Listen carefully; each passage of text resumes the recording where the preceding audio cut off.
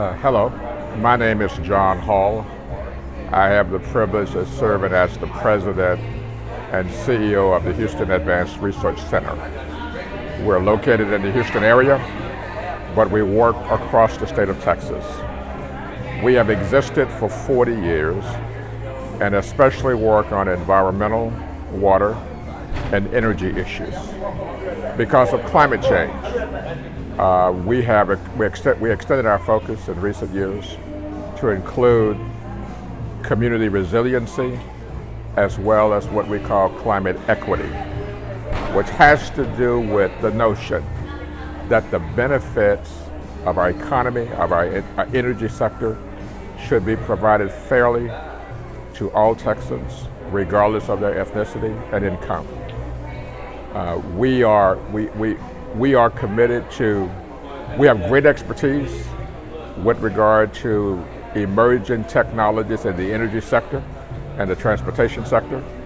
In the energy sector, that includes solar power, backed up by storage and efficiency, and if need be, microgrids, which are unifying those energy resources that emit no emissions in a manner to provide resiliency and provide electricity for folks even when the grid goes down. Likewise, there's a major effort underway to move to electric vehicles and other zero emission vehicles from other fuels that's being developed, such as hydrogen, which if used in vehicles could cause those emissions just like which could move those which would cause emissions fueled by hydrogen to be zero emitting, just like electric vehicles are zero emitting. We've come here today to connect with community leaders here in the Golden Triangle to introduce them to the technologies and the opportunities and the additional funding that is available to Port Arthur, to Beaumont, to Orange, to increase employment opportunities, to uplift communities and improve the quality of life there for their citizens. So we hope today is the beginning of an ongoing dialogue with community leaders where we come to understand their issues, come to appreciate their concerns, share with them the information that we have, and explore ways in which we can work together for the benefit of the citizens of this great community. That's why we're here, and we look forward to working for years to come with local partners to improve the life of the good folks who live here.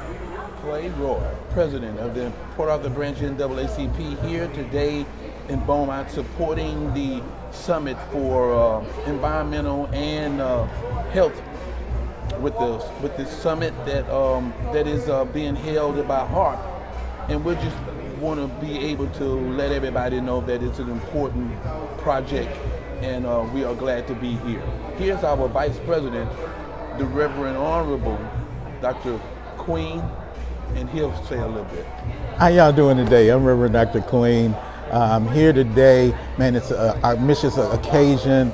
We are here for environmental sustainability, and HARC has come together to put some stakeholders within the community of the Golden Triangle together to edify our community and to talk about solutions on how we can engage our community with environmental solutions. Man, it's a great time. I myself, today I'm going to be on the panel as an executive consultant, community developer, man, just a trailblazer in the community development industry.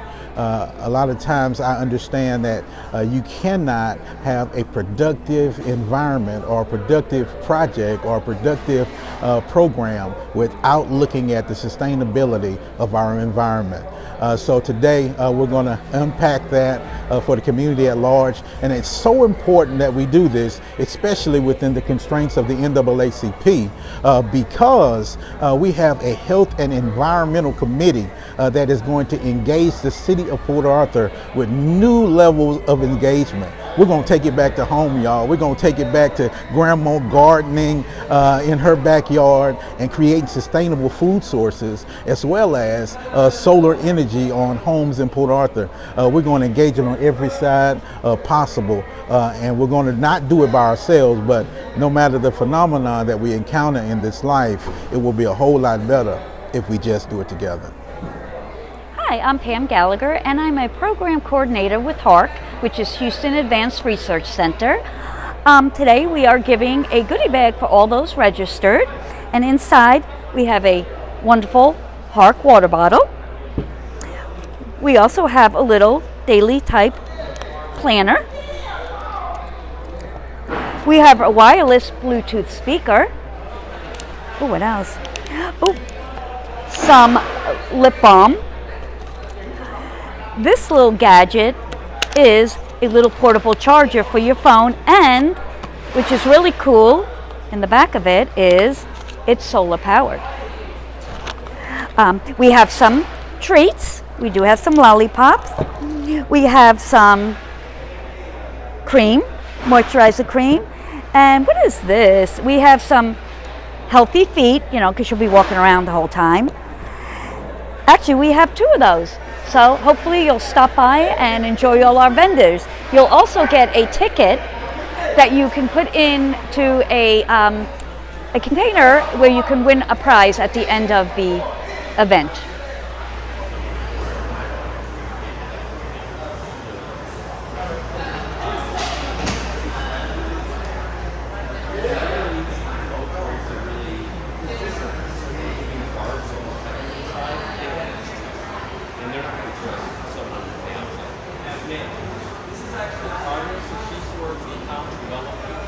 And it'd be cabinet and the good thing.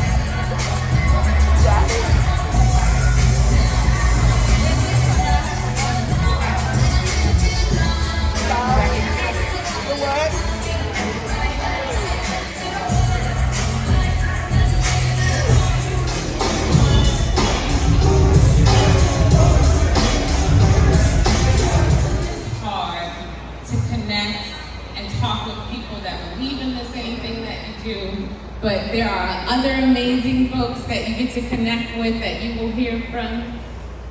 But I've had the privilege of spending time, because another amazing thing about this is you can't get to know people until you spend time with them, right? Like you think you know people, and then you spend a little time with them and you go, that's not who I thought they were. But being here today, you get to spend time with people, but I've had the privilege of spending time with the CEO of HARC as we go out into the community. And we met with Urban League a couple of weeks ago, and I was hearing these incredible stories, and he is tall. Like, we can't pat him away from him. He's tall. But it reminded me that there are real giants today. Like they talked about how centuries, billions, they'll have centuries ago, there were giants. But the truth is, we have giants. And John Hall has been a giant and a champion for communities and for this mission that we're taking on. And it's hard sometimes to be inspired by people because I believe that we have a void of leadership. Like you can look throughout all of our communities and it's crazy that there are third world countries right in our communities. But because we have leaders who are giants, figuratively, and I want to bring up the giant and the CEO of Hark, who is inspiring me to continue to do this work. And so y'all give a round of applause to John Hall, who's just been welcoming to tell us why we're here, and then tell a little bit about how we move forward. We are especially focused on Hark is working with folks who do energy to bring into existence in an economical manner so everyone can afford clean energy resources that do not put emissions and pollutants into the atmosphere. For those of you who have the privilege of living in the Golden Triangle, you know firsthand that one of the challenges, one of the concerns you have had, continue to have, is that various emissions that are coming from refineries and petrochemical facilities. Let me share this little factoid with you. Those energy companies in the Golden Triangle, in Houston, across the Texas Gulf Coast and the Gulf Coast region generally, just what they are investing in today. While they continue to operate their refineries and the petrochemical facilities, they are investing billions, if not trillions of dollars to foster the growth and the utilization of clean energy resources because they've come to recognize that the negative effects of energy, the emissions that are contributing to climate change, the emissions that people breathe, inhale and breathe that cause premature death and cardiovascular and lung disease, that we have to figure out a better way to produce energy, transport energy, and use energy so that we can address those issues. So as we come to Port Arthur, Beaumont, and Orange today, our message to you is we are experts on energy, environmental, and water issues. And over the past 2 years, we have expanded our focus to include community resiliency. Many of you were here when Hurricane Harvey happened, and those historic rains that cut off electricity that filled our streets and in some instances our homes, highlight the need for us to build houses differently, how we generate and use energy differently. Because the scientists say that because of climate change, we're going to have more extreme weather events like that. And part of the beauty of the clean energy resources that are being deployed today, where technology is the foundation, they can be designed and deployed in such a way that when the main grid for the electricity system goes down, that energy can continue to be provided. One of the things that happens after it stops raining is the sun comes out. And oftentimes when the sun comes out, water levels from a hurricane are still elevated. The electricity grid is off. But the solar panels on a building or your home, as soon as that sun comes out, start generating electricity at the maximum level. It's clean, and it can be tied to storage, to technologies such as storage and others, to make sure that it can. All of us know that the sun doesn't shine all the time, the wind doesn't blow all the time. But there are technologies being put in place to store the electricity, for example, from the sun when it's 100 degrees outside, when it's 80 degrees outside, and then release it as we need it when the operations on an ongoing basis, as well as to maintain it and operate in such a way that when the grid is down, after a hurricane, after a thunderstorm, Blackstone Brewery. Those resources can be called on. We want you to leave this meeting knowing who we are, and that we are interested and committed to forging positive working relationships with you, coming to understand your concerns, and then working with you cooperatively and collaboratively to put together solutions that you know will work in your respective communities around the issues that we have expertise in. And while we are especially focused on environmental, water, and energy issues, every time we're working with a number of entities, local governments, other organizations that put together applications to get federal assistance. And in all of those proposals, there are two other components that are important to communities. There is a workforce component to provide interested individuals the training that they need to fill those good paying jobs. And then there is a component focused on growing small and minority-owned businesses so that they can be expanded, they can be created and expanded to provide more and more jobs. The Biden administration, over the past 2.5 years, has passed historic legislation that we have never seen before with regard to these issues through the bipartisan infrastructure bill and the Inflation Reduction Act. Almost $2 trillion has been appropriated. And as they did that, they did something that has never happened before.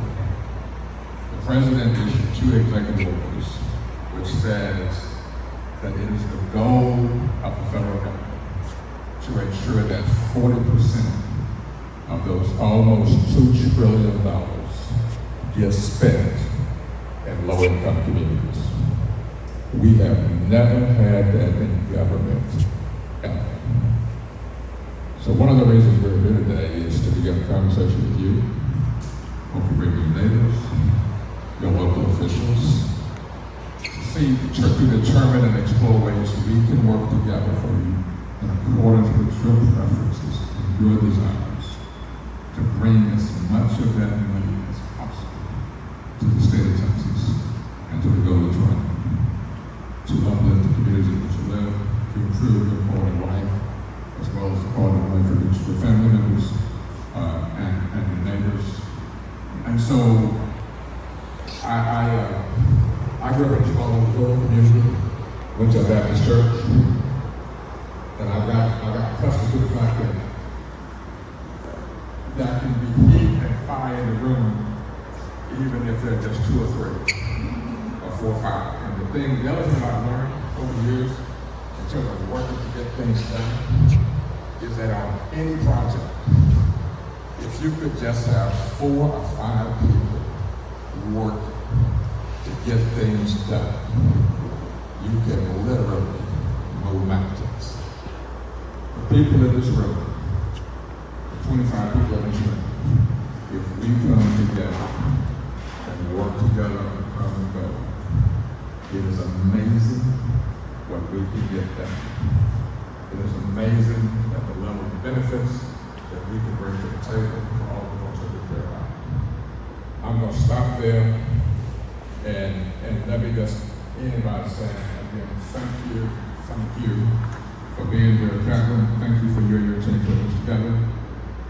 For those of you who are in attendance, thank you for taking time from your schedule to be here. And for my colleagues from Park, thank you for coming here to help organize this and be part of this and to join me in listening to figure out ways we can collaborate with that next going forward. I think I'm done with this segment, so I think we're going to transition now to have a conversation between Billy Briscoe and myself. Billy is the board chair of a new organization that has been formed called the Texas Clean Fund, and our conversation is going to be around his organization and the role that it is being created to especially fill and undertake related to these communities. transition to, I guess we just get started with the microphone and each share on the side plan. So coming up.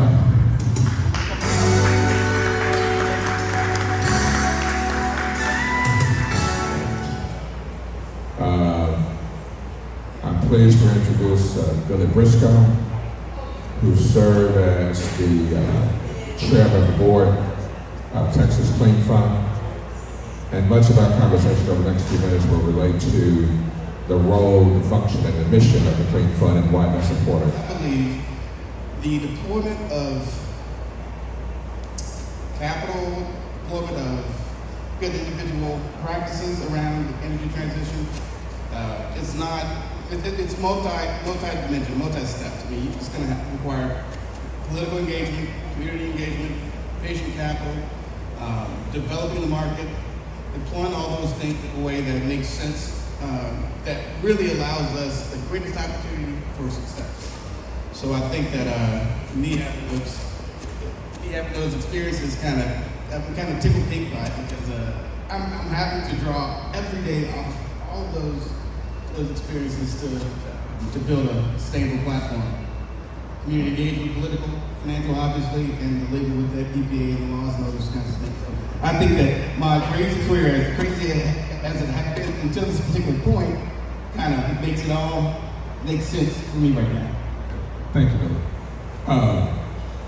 There's lots of conversation today about the energy transition and how we're moving also to zero emission vehicles, be it electric or be other fuels that hopefully can be formulated to also power trucks, trains, buses, 18-wheelers, and enable them to be zero emitting as well.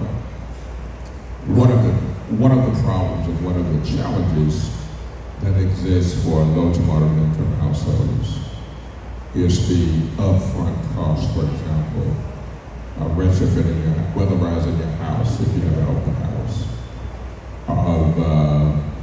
of installing solar on the rooftop. That upfront cost is really prevent many persons who may want to invest in these technologies and receive the benefits from doing such things.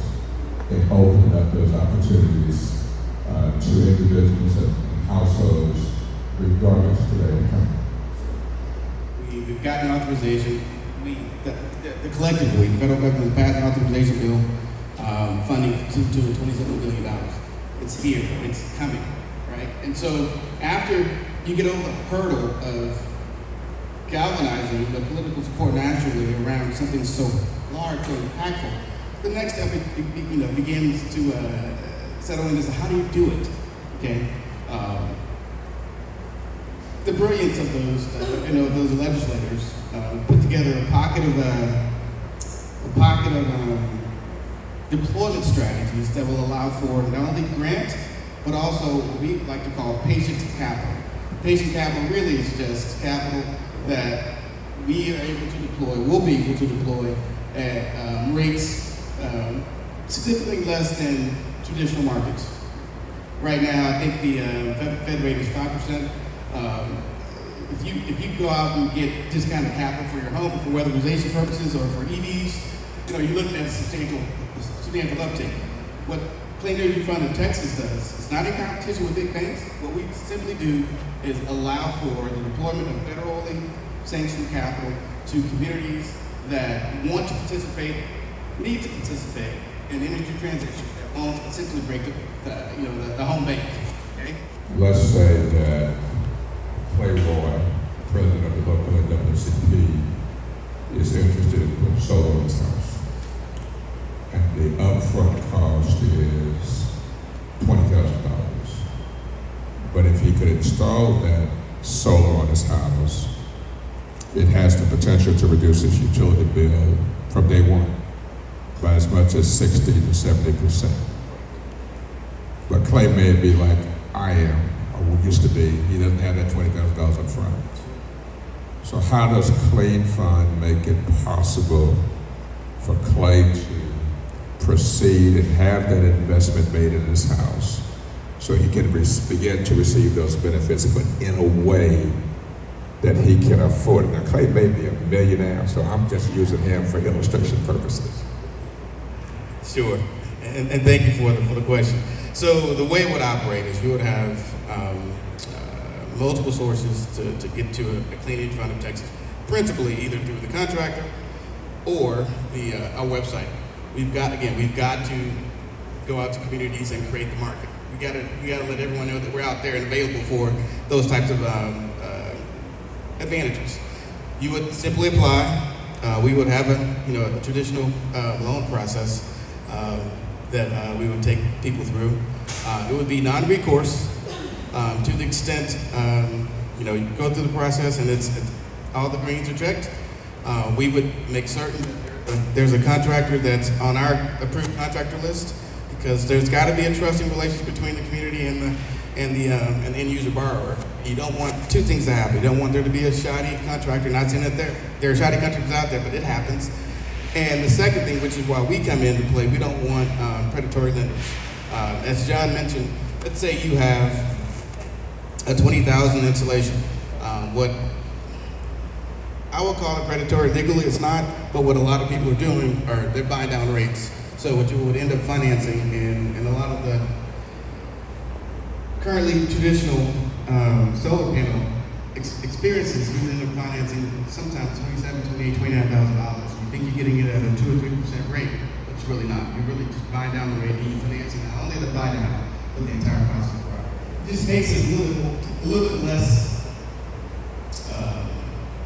savory, if you will. Can I use one of the examples? So John used the big ticket item of a solar panel. I want to just give you guys another example. One of the things we're currently doing, we partnered up with the city of Austin, a local family housing facility called Foundations Community in Austin, and Tech Section. And what we're doing, we're deploying capital. And again, when I tell you we have to go build the market, we have to build the market. We collectively have entered into a deal with the city of Austin where we're buying their decommissioned hybrid EV vehicles. And we're pairing that acquisition up with a family who's, for whatever reason, getting back on their feet, or they're going about the process to get, how do I say it? To get self-sustained, if you will.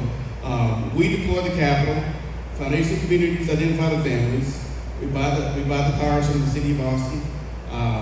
Tech Central provides a lot of the technical assistance as well as the intellectual info we need around EVs. Those are the kind of partnerships that we're doing. And so this program will launch the middle of next month, where we will finally begin to move assets, cars, from the city to our families, and we look to replicate this program throughout the state of Texas.